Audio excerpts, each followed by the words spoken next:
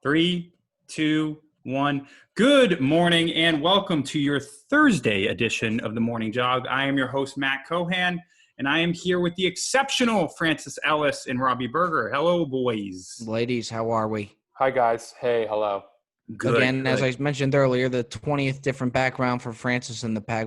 What state are you in now? We should play Where's Francis? Where are you now, Francis? I'm in New York Jesus City. Dude, he's definitely on the run. He's like murdered somebody. He's moving. He went to Philly with a friend with a Yeah, he's the next Ted Bundy. We just don't know it yet. Francis is going to have his own the handsome Netflix Ted document. Bundy, dude. Yeah, Matt keeps it simple. Same shit every time. Me, simple. You don't know what's going to be behind Francis.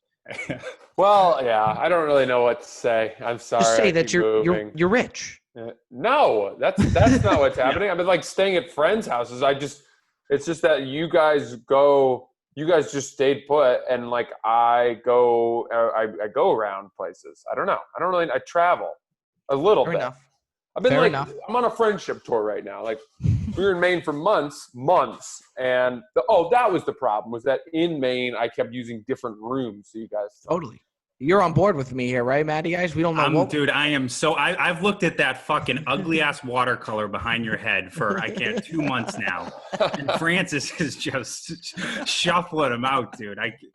If I see that, dude, you got that at a secondhand store or something. That thing is fucking horrendous. I swear to you, it came with the apartment. It came with the apartment. Did the dead body come with it too? Jesus Christ. Dude, that picture looks like you bought the frame at the frame store and didn't remove the stock artwork that came in the frame. Oh my God, smells like old mothballs. Fuck you guys. Can we get into the fucking show and lay off me? All right. So we aimed 3 trending stories 3 times a week on the jog, and I'm taking a risk with this one, Robbie, because I don't know if you're going to know what this is, because you don't know who Kelly Kapowski is, you don't know who all those 90s, but we are talking about Little Rascals. It's kind of a dark story, but another childhood star from the 90s has fallen victim to the curse that comes with being one, as TMZ reports. Bug Hall, the actor who portrayed Alfalfa in the Little Rascals movie, was arrested on Saturday after police discovered him holed up in a hotel room surrounded by a collection of cans of air duster. Hall was busted after his family asked police to do a wellness check, and after he admitted to using the cleaner for purposes that aren't stated on the can, he was arrested on misdemeanor charges for illegally ingesting a volatile chemical. Robbie, we'll start with you here. Does Alfalfa ring a bell? Alfalfa absolutely does ring a bell, and this is a shame to see. Something about child actors that grow up with this, they end up just being all types of fucked up, and it's hard to see. Did you see the Mighty Ducks kid, the goalie, Goldberg, who was on? Yeah, I mean, it hits on a different level, but I mean, you can imagine that. It's just like every child actor is all sort of. It's not like they're smoking weed. It's not like they're snorting coke. They're doing meth. It's all types of shit. Yeah, I mean, Haley Joel Osment's the other one who, he's not like falling apart, but his face just looks so bad. He just grew up badly, and he was such a cute kid. He was such a brilliant actor. He was actually in that Entourage movie, and he looks so bad now. It's too bad. But anyway, I don't want to shame him. My thought is this: why is it illegal to huff this stuff? You buy it at Home Depot, you buy it at CVS. If you want to breathe it, how do you get in trouble for that? Matt, you said he did something with it that wasn't stated on the can. Yeah.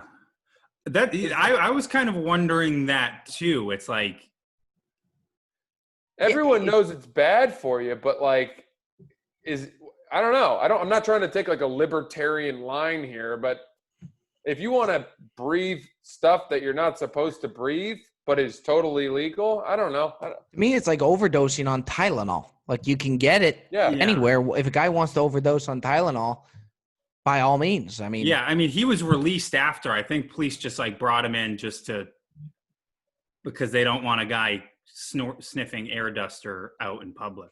Oh. These child actors, man, it's bizarre shit. I mean, if I have a kid and you're bringing them as like an 8-year-old to like these big movie sets, you're naming your kid fucking Bug, first of all. Like, you're not giving him much of a chance. That's why they're so fucked up. It's like, treat these kids like a regular kids instead of having them skip school and stay on set for 9 hours a day. Yeah, that's a good point. That does it to you. The homeschooling and all of that good stuff. It just gotta fuck with your head. Yeah. Oh, yeah. We wish nothing but the best for Mr. Hall going forward. It was a great movie. Little Rascals was a great movie. Great. Yes. And while we're on the topic of Little Rascals, So Ben Roethlisberger admitted that his favorite rascal is Spanky, revealing he struggled with addictions to pornography and alcohol. Sorry. Transitions. The poor kid. He's just sniffing. So outrageous.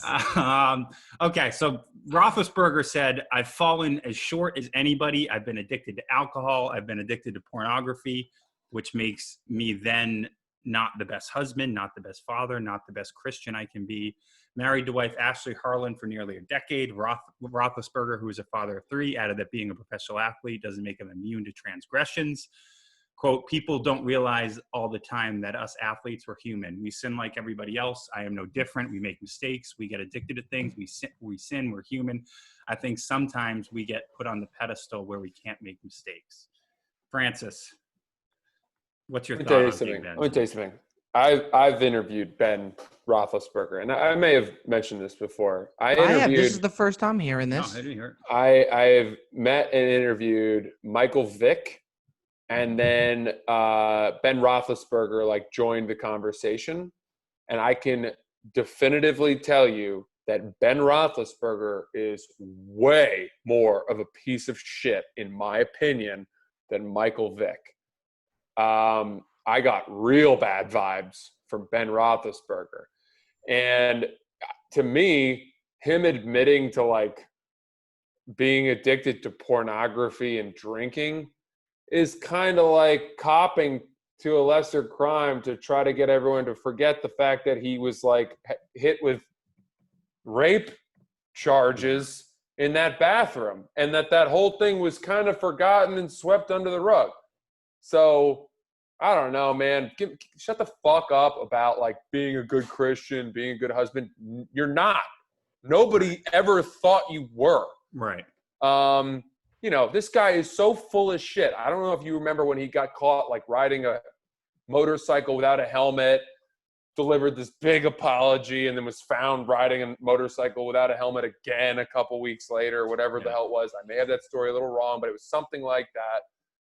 Dude, are we really still buying into the fact that Ben Roethlisberger is a redeemable person? I can tell you from my experience, not a good dude. Yeah, that's actually a really good point, Francis, that I never thought of. I never thought you'd actually make a good point, but it is a really good point. It's kind of like it's a defense mechanism to all of the worst shit that he's done. But my thing is at what point are you addicted to porn? Is there a certain level that you have to hit? Is there a certain amount of times that you have to jerk off? At what point at what video does it make it? Is he addicted because he just watches the video and only jerks off twice a day? Or is he watching and jerking off? Robbie, as the host, I have the answer. Yeah, I would love to know. By all means. It says porn addiction refers to a person becoming emotionally dependent on pornography to the point that it interferes with their daily life, relationships, and ability to function. This type of addiction may be quite common. Some doctors consider porn addiction to be hypersexual disorder, an umbrella term that includes behavior such as excessive masturbation. A 2019 study says the disorder may be about 3 to 6% of the population. Yeah, I by the way, what did you have to type in on Google to get that? What is a porn addiction? Okay. Yeah, no, I'm with Francis on this. It's kind of like he's using this as a defense mechanism. Watch something comes out about Roethlisberger. Yeah. That's 10 times worse. I agree with that. Yeah, it's dude, everybody thought you were a piece of shit. Nobody cares about your porn addiction. There's something coming. Where did it come from? Yeah, there's something coming about Ben Roethlisberger. Someone's coming for him. You heard it on the there's JOG a here Roethlisberger first. storm brewing out for sure. No. All right. Don't let Big Ben see a photo of the man who headlines our next story because he may relapse. A 24-year-old political newcomer will defeat President Donald Trump's endorsed candidate in the North Carolina GOP congressional primary for the seat vacated by the president's chief of staff, Mark Meadows. CNN projects Madison Cawthorn will defeat Linda Bennett, a stunning upset in the race for the Republican nomination in the 11th congressional districts. Cawthorn, who was partially paralyzed in a 2014 car accident, is a, quote, constitutional conservative who is committed to defending the values of faith, family, and freedom that have made America great, according to his website. He is an owner of a real estate investment company and a motivational speaker, and more importantly, he is a hot piece of ass. Francis blogged about this, and he hit the nail on the head. Francis, take it away. I saw this guy. Well, first of all, I saw Madison trending. Right. So I clicked on that, and there were a lot of different reasons why Madison was trending. One had to do with this guy. Another had to do with something with Madison, Wisconsin, where a statue was torn down. So the first thought I have is Madison Cawthorn. That's his name, right? Yes. It just doesn't feel like a man's name. I really thought I was going to see a woman. And then when I saw him and saw him named Madison Cawthorn, I immediately just assumed he'd been named the next Bachelor. That's exactly what this guy looks like. Does. It's the exact name you would expect for the next Bachelor candidate. And I saw his face, and I was like, whoa, okay, here we go. And then I saw that he is 24 years old, and I was like, that's pretty young to be the Bachelor. And then it was like he's been nominated for the GOP seat for the congressional run in North Carolina. And then you start getting into like him hunting with a gun and a German Shepherd. And I found myself really attracted to this guy. I did. I mean, I was able to look past our political differences, and I just I found him so handsome and in like a beguiling kind of way. Like I wanted to hear his thoughts. And I'm stumped, very stumped by him. It would be cool. It would be cool to meet him and spend some time, drinking wine or something with him. Yeah, that's not surprising. He's definitely the Winklevoss. He looks like he'd be a midi on the Harvard lacrosse team with you for sure. I don't know if I agree with that take, dude. This dude is from the South. He is a Trump Bible thumping paraplegic. He was in a car accident. He's somewhat paralyzed or something, and he like races on those bikes that would. Yeah, I tell you, he was going to go to the Naval Academy, and then the car accident happened. So, dude, I wouldn't be surprised if this guy goes from Congress to Senate to potentially a presidential run. I'm rooting for him, I guess, in a weird way. Yeah. I don't even know what to make of him. I gotta tell you, I'm looking at this guy on my phone right now. Francis has his penis out under that desk. You gotta look at his chin. He's got that Brady dimple chin, Yeah, in Francis's defense, we as guys, girls can do it about other girls. We have to be able as guys to give other guys credit for being really good looking. And that's what we have here. I mean, it's so obvious. You know who he looks like to me is Christian McCaffrey, the running back for the Panthers. Without the run game, yes. Without the run game, I mean, he's a fascinating. It nauseates me to think of the comparison. If this kid's 24 years old, from our resumes, if you stack the two next to each other, it's just Francis is rolling his eyes. No, I'm agreeing with you. I agree. It's true. It's like it's nauseating. It's just to think about it. This guy has done it all. Right or left, it doesn't matter. He's got my vote. Yeah. He's got my vote. Yeah. And if you want to feel worse about yourself, Google his fiance. Smoke? Yeah, she's a 9, so she's a full integer below him. But I mean, she's one of those. You're telling me he's got a big heart too? Oh my god, dude! She's one of those CrossFit athletes who's studying to be an anesthesiologist. She's just, I mean, holy shit! Yeah, I mean, I think we're all in agreement here. This guy's a guy rocking. Yeah, my girlfriend's not into politics, but I think she'll tune into Fox News after. Holy shit! What a way to end that. Yeah, This guy just coming in hot. I think I'm going to pull missile. a Roethlisberger right now. I don't want to share my screen.